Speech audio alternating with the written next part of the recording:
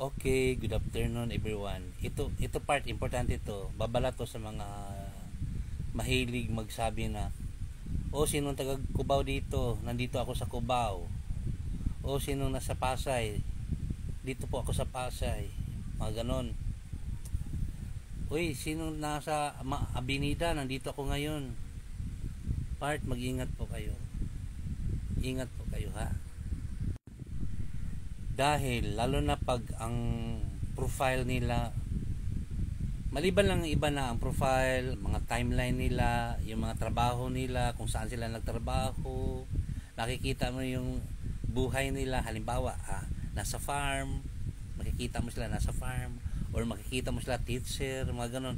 Pero kung ang makikita mong profile ay wala ka talaga makita doon sa timeline, lalo na pag walang hitsura, walang picture, mag-ingat po kayo.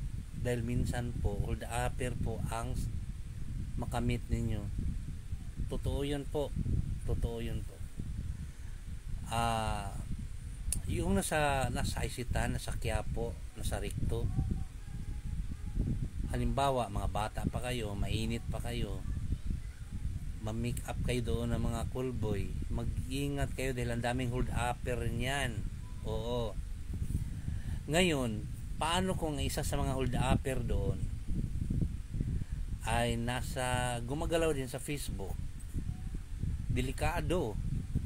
May na-meet ako, may friend ako na nagkwento.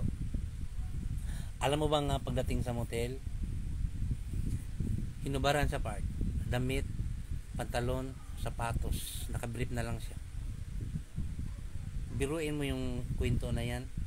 Ngayon, kung ikaw ang nasa sitwasyon na yon, wala ka ng damit, wala ka ng pantalon, wala ka ng sapatos, dinala. So, anong gawin mo dyan ngayon? Talabas ka ng motel na wala kang damit? Mabuti na lang yung friend ko na yon, naawa niya yung isang billboy. Binigyan siya ng pantalon, saka damit. Mag-ingat talaga kayo. Yung sabi niyo nga, nandito ako sa Cubao. Kung sino taga Cubao, meet me. Tapos ang mga profile, mga gandang katawan, pero pag tingnan mo sa timeline, wala ka talagang makita, di ba? Wala kang makita. So yung status ng buhay niya, hindi mo alam kung anong hanap buhay niya, saan siya nakatira talaga, wala. Mag-ingat po kayo dahil minsan baka ang kadil ninyo ay isang hold upper.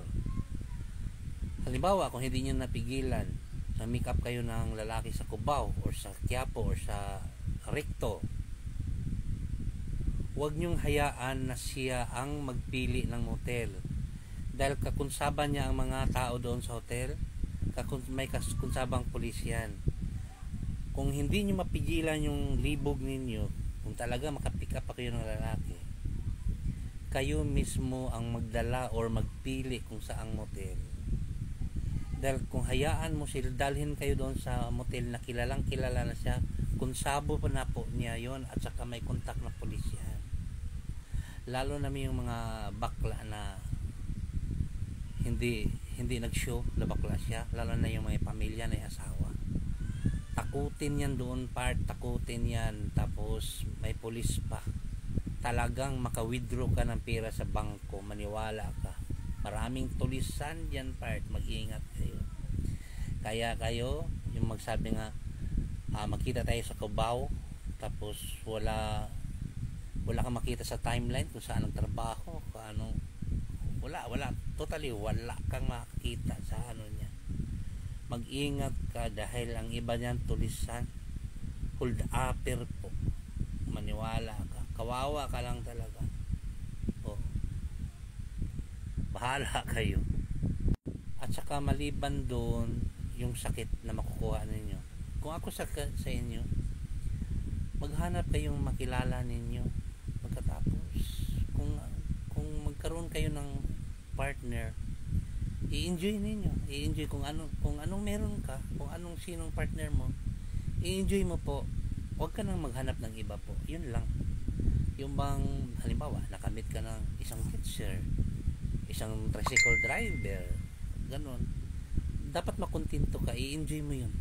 huwag ka na maghanap ng strike anywhere dahil delikado po ang panahon ngayon. Maniwala ka po, baka masaksak ka sa loob ng motel. Ingat ka. Kaya kung makipag-friend ka, piliin mo yung timeline. Halimbawa, tricycle driver, makikita mo hanap buhay niya, tricycle driver. Open siya, makikita mo kung saan siya nakatira.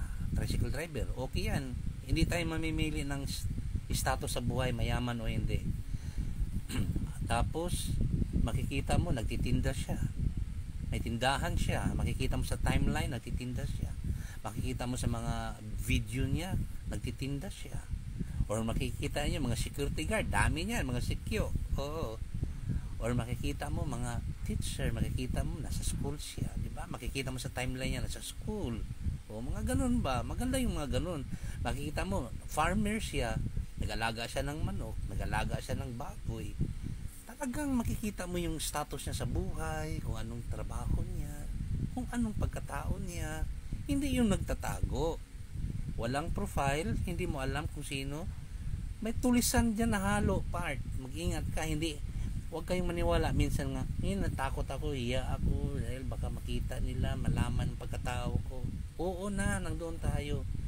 Pero may nahalo diyan na tulisan or hold upper. Huwag kayong basta-basta magsabi mo, oh, puntahan mo ako sa bahay, ganito. Sige, puntahan mo ako sa bahay. Meet tayo. Delikado yan. Baka mangubos yung mga gamit mo dyan. Oo. Kaya yun ang ano ko sa inyo, advice. Kilalanin ninyo ang inyong maging friend. Kung sinong ma-meet ninyo. Huwag kayong magpadala sa libog ninyo, baka buhay nyo kapalit. Ingat po.